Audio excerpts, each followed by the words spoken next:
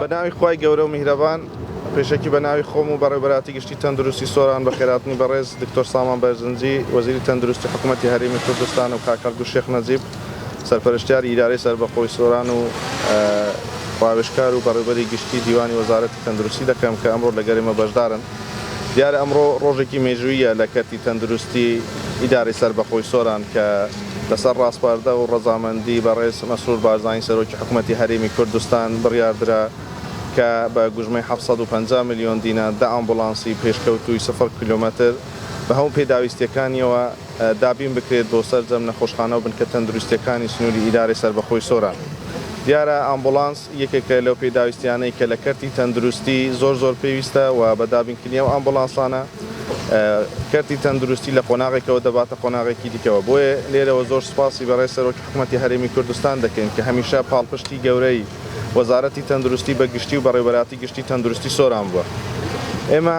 بە دابینکردنی ئەو ئامبولانسانە لە بەڕێوەبەراتی گشتی تەندروستی سۆران چونکە خۆی ئێوە دەزانن کە ئیدارەی سەربەخۆی سۆران ناوچەیەکی گەشتیاریە و لە ڕووی جوگرافیا و ڕووبەرێکی گەورەی هەیە و دوو دەواازەی نێودەوڵەتی هەنەکە ڕێژەیەکی زۆری گەشتیار هاتوچۆ بەم شوێندا دەکەن. بۆیە بە دابینکردنی ئەو ئامبولانسانە بە پێویستی دەزانین کە لە ماوەیەکی کورددا سنتەری فریاگوزاری و هێڵی 122 وەزارەتی تەندروستی لێرە بکەینەوە بۆی هاوڵاتیانمان خوا نەخواستە لە ئەگەری ڕوودانی هەر کارە ساتێکدا پەیوەندی بە هێڵی گەرمی 122 بکەن و بە زووترین کات ئامبولانسەکانمان بگەنە شوێنی مەبەست و بۆ گواستنەوەی نەخۆشەکان بۆ نەخۆشخانەکان. پێویستی دەزانم کە لێرە باسی ئەو بابەتە بکەم کە لە ماوەی ڕابردوو ئێمە وەکو بەڕێوەبەراتی گشتی تەندروستی سۆران ڕاگەیەنراوێکمان بڵاو کردەوە سەبارەت بە ئەو نەخۆشانەی کە پێویستیان بە گۆڕینی نەشتەرگەری گۆڕینی جومگە هەیە لە ئیدارەی سەربەخۆی سۆران. دوای ئەو ڕاگەیەنراوە نزیکەی 150 هاوڵاتی ناویان تۆمار کردووە بۆ ئەنجامدانی ئەو نەشتەرگەریە. دوای وردبینیکردن و تێبینیکردنی پزیشکانی پسپۆڕ و ستافی تەندروستی زیاتر لە 100 نەخۆش پێویستیان بە نەشتەرگەری گۆڕینی جومگە هەیە ئەوانتر بە هۆکاری ناجێگری تەندروستیان و کە پێویست نەبوو کە ئەو نەشتەرگەری بکەن سەیان لێ ئەژمارکردن کە ئەو نەشتەرگەریان بۆ ئەنجام بدرێ. ئێستاش لەو کاتە تاوەکو ئێستا ڕۆژانە و هەفتانە ئەم نەشتەرگەریە لە هەردوو نەخۆشخانەی فێرکاری بلێ و نەخۆشخانەی ئاشتی سۆران ئەنجام دەدرێت. دیارە نەشتەرگەری گۆڕینی جومگەی کە لەو نەشتەرگەریانەی کە تێچوویەکی زۆری هەیە لە کەرتی تایبەت بە نزیکەی 5,000 دلار بۆ 8,000 دلار تەکلیفە لەسەر هاوڵاتیان. بۆی بە ئەنجامدانی ئەو نەشتەرگەریە کولفەیەکی زۆر لەسەر شانی هاوڵاتیان کەم دەکرێتەوە خزمەتێکی بەرچاوی هاوڵاتیان دەکات و یەکێک لە پلانەکانی بەڕێوەبەراتی گشتیمان ئەوەیە کە بتوانین وا بکەین کە کەمترین نەخۆش لە ئیدارەی سەربەخۆی سۆران سەردانی کەرتی تایبەت بکە و زۆربەی خزمەتگوزاریەکانی گەورە و بچووک لە نەخۆشخانەکان و بنکە تەندروستەکانی ئیدارەی سەربەخۆی سۆران پێشکەش بە هاوڵاتیان بکرێت. لێرەوە دەمەوێت سوپاسێکی تایبەتم بۆ برای بەڕێزم دکتۆر سامان بەرزنجی وەزیری تەندروستی حکوومەتی هەرێمی کوردستان بکەم کە هەمیشە پاڵپشتی بەڕێوەبەراتی گشتی تەندروستیمان بووە. سوپاسێکی گەرمی کاکەڵگو شێخ نەجیب سەرپەرشتیاری ئیدارەی سەربەخۆی سۆران بکەم کە هەموو جار وەکو چیایەک لە پشت کەرتی تەندروستی و بەرەوپێچوونەکانی کەرتی تەندروستی لە ئیدارەی سەربەخۆی سۆران بووە. سوپاسی ئێوەش دەکەم بەخێر بن سەر و سەرچاو. زۆر سوپاس. زۆر سوپاس بەناوی ئیدارەی سەربەخۆی سۆران بە خێراتنی برای بەڕێزم دکتۆر سامان وەزیری تەندروستی حکوومەتی هەرێمی کوردستان دەکەم. دیارە هەروەکو بەڕێز دکتۆر کامران کە ئاماژەی پێکرد بەڕێزان لە کار و خزمەتگوزاریەکانی بەردەوامی ئیدارەی سەربەخۆی سۆران ئەمڕۆکە بە خۆشحاڵیەوە دابینکردنی دە ئەمبولانس بۆ بەڕێوەبەراتی گشتی تەندروستی سۆران دابینکرا لەلایەن حکوومەتی هەرێمی کوردستانەوە. ئەوەش دەچێتە سەر ئەو هەموو کارە خزمەتگوزارەکانی لە ماوەی ڕابردووی ئیدارەی سەربەخۆی سۆران پێشکەش بە هاوڵاتیان کراوە. بەڕێزان ئێمە لە سنووری ئیدارەی سەربەخۆی سۆران بە دەرلەوەی کە دابینکردنی ئەم ئەمبولانسانە هەموو هەوڵ و تەقەلایەکمان ئەوە بۆ بە هەماهەنگی و هاوکاری لەگەڵ وەزارەتی تەندروستی بۆ ئەوەی بتوانین کەمترین ڕێژەی نخۆش حالەی هەولێری پایتەخت و شوێنەکانی دیکە بکەین. هەوڵمانداوە هەموو خزمەتگوزاریەکان بە شێوەیەکی بەرچاو لێرانە دابین بکرێتن بۆ هاوڵاتیان پێویست بۆ نەبێتن کە وەکو هەموو خزمەتگوزاریەکانی دیکە وەکو هەموو کەرتەکانی دیکە بۆ ئەوەی پێویست نەبێتن سەردانی دەرەوەی ئیدارەی سەربەخۆی سۆران بکەین. بەڵام سنووری ئیدارەی سەربەخۆی سۆران ناوچەیەکی جۆگرافیای زۆر بەرفراوانی هەیە. هەبوونی ئەو ئەمبولانسانە زۆر پێویست بوو و لە کاتێکی زۆر گرنگ بۆ ئێمە دابین کران. هیوادارم کەسمان پێویستیمان پێ نەبێتن و هەوڵ دەدەین ئەم سنتەرێک کە دکتۆر کامران ئاماژەی پێکرد هێڵی 122 لێرانە ئەکتیڤ بکرێتن لە ساڵی ئایندا بۆ ئەوەی بە شێوەیەکی باشتر کۆنتترۆلی ئەو ئەمبولانسانە بکرێتن و بە شێوەیەکی باشتر خزمەت گوزارەکان پێشکەش بە هاوڵاتیانە بکرێتن. لێرەوە بە ناوی ئیدارەی سەربەخۆی سۆران سوپاسی حکوومەتی هەرێمی کوردستان دەکەین و سوپاسی وەزارەتی تەندروستیش دەکەین و بەڕێز جەنابی وەزیر کە هەمیشە هاوکار و پاڵپشت بووە. ئینشەڵڵا خزمەت گوزاریەکان لە سنووری ئیدارەی سەربەخۆی سۆران بەردەوام دەبیتن و لە کەرتی تەندروستیش کە کەرتێکی گرینگە لە کابینەی نوێمی حکوومەتی هەرێمی کوردستان بەرەو پێشچوونێکی یەکجار باشی بەخۆ بینیوە و وا دەکەێنێت کە پشتی شێریش بەبەر ئیدارەی سەربەخۆی سۆران بکەێت و جارێکی دیکە ئەم دەستکەوتە لە هاوڵاتیانی سنووری ئیدارەی سەربەخۆی سۆران پیرۆز بیتن. زۆر سپاس. بەناوی خوای گەورە و میهرەبان بەیانیتان باش. سپاس بۆ برایی بەڕێزمان جەنابی کاکەلگورد شێخ نەجیب سەرپەرشتیاری ئیدارەی سەربەخۆی سۆران و برایانی بەڕێزم لە وەزارەتی تەندروستی لە ڕاوێژکار و بەڕێبەرانی گشتی و بەڕێبەری گشتی تەندروستی سۆران و هەموو ئێوەی بەڕێز کە ئەمڕۆ ئامادەین لە شاری سۆران بۆ بەسەرکردنەوەی ئیدارەی سەربەخۆی سۆران و بەڕێبەرایەتی گشتی تەندروستی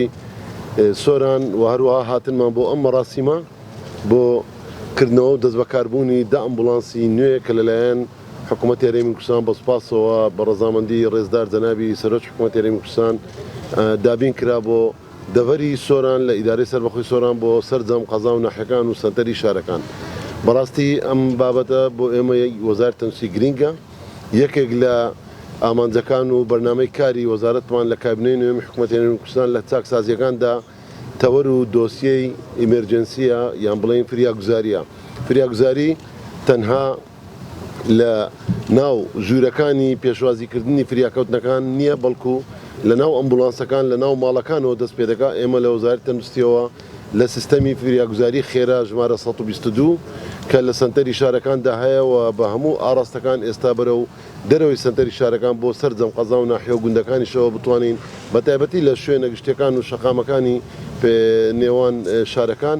بۆی بتوانین ئەم خزمەت گوزاریە هەروەک چۆن لە سنتەری شارەکان لە ماوەی چەند دەقیقەیەکی کەم و خاوەنی ئەزمونێکی زۆرن لە ڕووداوەکان لە قەیرانەکان و ڕۆژانە هاوڵاتیان تێدا دەگەینن. ئەمە خزمەت گوزاریەکی پێش نەخۆشخانەیە و خزمەت گوزاریەکی زۆر گرینگە لە کەرتی تەندروستیدا، چونکە ڕزگارکردنی ژیانی مرۆڤە، کەمکردنەوەی پەککەوتنە، زوو گەیشتنە بە هەندێک لە خزمەت گوزاریەکانی پێشوازیکردن لە فریاکەوتنەکان وەکو نەشتەرگەری و ڕزگارکردنی ژیانی مرۆڤ. بۆیە هیوادارین ئەم ئەمبوڵانسانە تەنها بۆ ڕەوانەکردنی نەخۆش نییە لە شاری سۆرانەوە بۆ شاری هەولێر بە پێچەوانەوە ئێستا نظامی ئەحالەکردن و ڕەوانەکردن زۆر کەم بۆتەوە، ڕۆژ بە ڕۆژ جێگەی دەستخۆشیە بۆ بەڕێبەرایەتی گشتی تەندروستی سۆران بەڕاستی کە و من دەمێت سوپاسێکی تایبەتی بە ڕێزجەنابی سەرپەرشتیاری ئیدارەی سەربەخۆی سۆران کاکەلگورد بکەین کە بە پەرۆشەوە ڕۆژانە لەسەر هێڵە بۆ هەر کێشە و گرفتێک و بەرەو پێشبردن و پەرەپێدانی کەرتی تەندروستی لەم دەڤەرە. بەڕاستی ئەمە نەتیجەی ئەوە بووە کە لە ئێستادا جێی دەستخۆشیە بۆ بەڕێبەرایەتی گشتی تەندروستی سۆران کە ژمارەی ئیحالەکردن یەکجار کەم بۆتەوە، زۆر کەم بووە کە هەرچەندە ئەمە دیاردەیەکە و ڕێکارێکی زۆر ئاساییە لە هەموو وڵاتاندا کاتێکی حالە لە نەخشخانەیەک بۆ نەخشخانەیەشتر بە فەرمی بۆ خزمەت گوزاریەکی باشتر پێشکەوتوتر، بەڵام حالەکردن بۆ ئەوەیە کە لێرە خزمەت گوزاریەکە نەبێت زۆر کەم بۆتەوە و زۆربەی زۆری نەشتەرگەریەکان ئەنجام دەدرێت و جێی دڵخۆشیە ئەمڕۆکە کە بەڕێز بەڕێبەری گشتی ڕایگەیاند لە ماوەی ڕابردوودا چەندین نەشتەرگەری زۆر گەورەیان ئەنجامداوە وەکو گۆڕینی جومگەکان کە ئەمە تەنها لە سنتەری شارەکان دەکرا. جێی دەستخۆشیە کە لە پلانی دابینکردنی پێداویستیەکان بۆ 100 نەخۆشی دیکەش لە داهاتوی نزیک و ڕۆژانی داهاتوودا ئەنجام دەدرێت. ئەمەوە دەگەینێ لە ئێستادا شاری سۆران و دەڤەرەکانی دیکە لە هەموو هەرێمی کوردستان خاوەنی زۆربەی هەرە زۆری پسپۆڕیە پزیشکیەکانن ببورن، خاوەنی ئامێر و پێداویستی پزیشکیە کە نەخۆش پێویستی بە ئیحالەکردن نەبێت. ئەوەی دەمێنێتەوە ئەم ئەمبوڵانسێ بۆ سنتەری فریاگوزاری ژمارە 122 کە ئینشاءالله ئێستا ئامادەکاریەکان لە ڕووی ئەمبوڵانس و ستاف و دروستکردنی ئەم سنتەرە و سیستەمی پەیوەندیکردنەکەی ژمارە 122 ئینشاءالله لەگەڵ سەرەتای ساڵی نوێدا ئەم سیستەمە دەست بەکار دەبێت بۆی نەخۆش لە کاتی پێویستدا لە ناو ماڵەکانیانەوە لە کاتی ڕووداوەکان لە کاتی هەر قەیرانێکی خوا نەخواستە دەست بەجێ ئەمبوڵانسەکان لە ماوەی چەند دەقەیەک کەم بتوانن نەخۆشەکان بگەینە ناو نەخۆشخانەکانی ناو شاری سۆران. دەستخۆشی لە بەڕێوەبەرایەتی گشتی تەندروستی سۆران دەکەین سوپاس بۆ بەڕێوەبەرایەتی یان بڵێن سەرپەرشتیاری ئیدارەی سەربەخۆی سۆران و سوپاسێک تایبەت بۆ بەڕێزدەناوی سەرۆک حکوومەتی هەرێمی کوردستان بۆ بەردەوام پاڵپشتیکردنی کەرتی تەندروستی لە دابیکردنی ئامێری پێداویستی پزیشکی بودجەی دەرمان و ئەمبولانس و چەندین خزمەتگوزاری دیکە ئەمەوە دەگەینێت کە خزمەتگوزاری فریاگوزاری من دەمەوێت بۆ ئێوەی بەڕێزڕوونکەینەوە لە ناو هۆڵەکانی پێشوازیکردن لە ماوەی 5 ساڵی ڕابردوودا سیستەمی تریاج کە سیستەمێکی نێودەوڵەتیە